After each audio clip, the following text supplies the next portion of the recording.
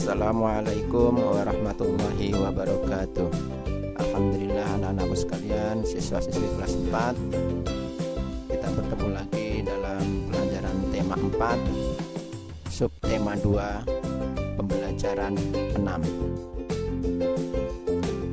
Kali ini kita akan membahas tentang menilai pesan moral, baik sikap yang sesuai dan yang tidak sesuai dengan nilai-nilai Pancasila dalam suatu cerita. Mari kita baca teman-teman cerita tentang asal mula kota Cianjur. Konon di suatu daerah di Jawa Barat, sekitar daerah Cianjur, hiduplah seorang lelaki kaya raya.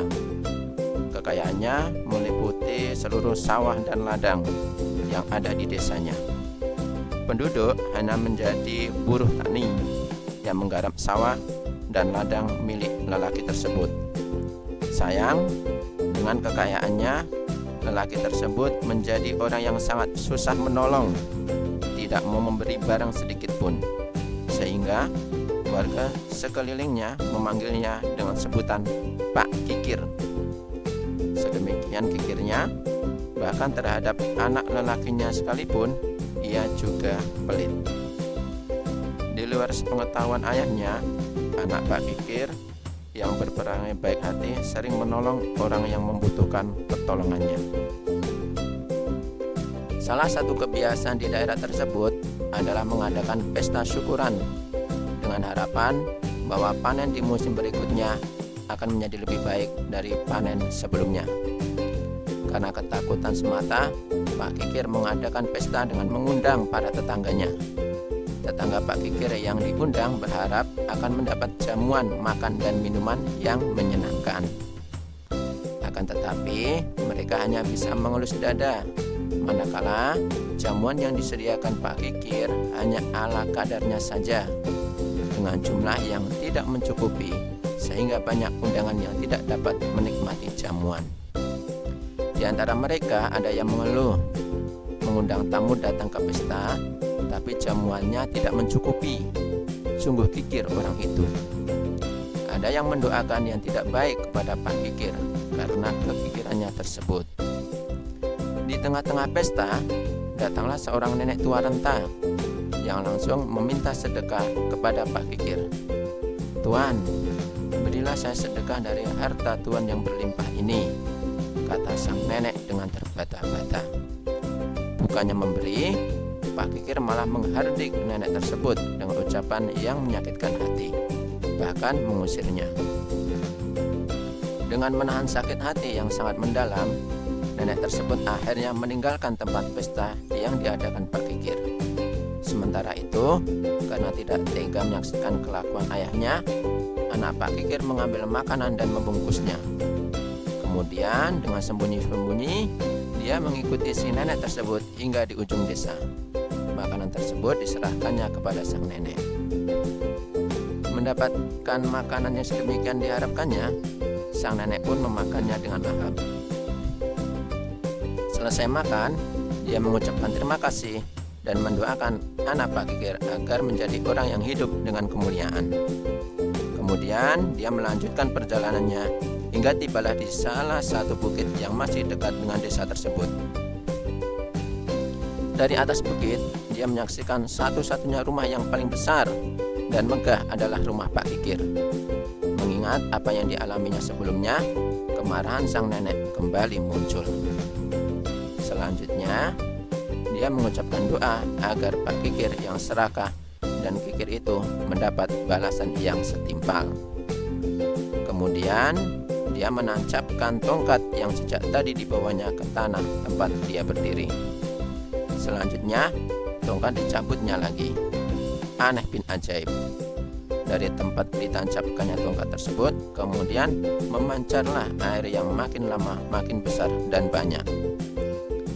Air mengalir ke arah desa Pak Kikir.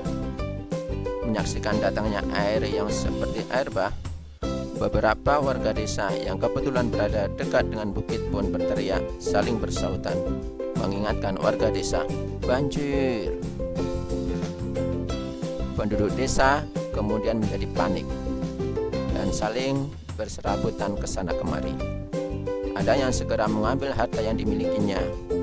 Ada yang segera mencari dan mengajak sanak keluarganya untuk mengamankan diri. Melihat kepanikan tersebut, anak Pak Kikir segera menganjurkan para penduduk untuk segera meninggalkan rumah mereka. Cepat tinggalkan desa ini. Larilah ke atas bukit yang aman, katanya memerintahkan. Dia menyuruh warga untuk meninggalkan segala harta sawah dan ternak mereka untuk lebih mengutamakan keselamatan jiwa masing-masing. Sementara itu, Pak Kikir yang sangat menyayangi hartanya tidak mau begitu saja pergi ke bukit sebagaimana anjuran anaknya. Dia berpikir bahwa apa yang dimilikinya bisa menyelamatkannya. Dia tidak mau diajak pergi. Walau air semakin naik dan menenggelamkan segala apa yang ada di desa tersebut, ajakan anaknya untuk segera pergi dibalas dengan bentakan dan makian yang sungguh tidak enak didengar. Akhirnya, anak Pak Kikir meninggalkan ayahnya yang sudah tidak bisa dibujuk lagi. Warga yang selamat sungguh bersedih melihat desanya yang hilang, baik ditelan air banjir. Tetapi mereka bersyukur karena masih selamat. Kemudian bersama-sama mereka mencari tempat tinggal baru yang aman. Atas jasa-jasanya, anak Pak Kikir pun diangkat menjadi pemimpin mereka yang baru. Dengan dipimpin pemimpin yang barunya, warga bersepakat untuk membagi tanah di daerah baru tersebut untuk digarap masing-masing. Anak Pak Kikir pun mengajarkan mereka menanam padi dan bagaimana caranya menggarap sawah yang kemudian dijadikan sawah tersebut. Warga selalu menuruti anjuran pemimpin mereka, sehingga daerah ini kemudian dinamakan Desa Anjuran. Desa yang kemudian berkembang menjadi kota kecil ini pun kemudian dikenal sebagai Kota Cianjur. Jadi, kesimpulan cerita di atas adalah jangan jadi orang yang kikir atau pelit. Jadilah orang yang suka tolong-menolong dalam kebaikan. Kemudian silakan teman-teman untuk membaca halaman 120 sampai 122 tentang kisah persahabatan Yahya dan Rio. Untuk tugas kali ini, silakan kerjakan soal latihan akhir subtema 2 bagian A dan B. Terima kasih atas perhatiannya.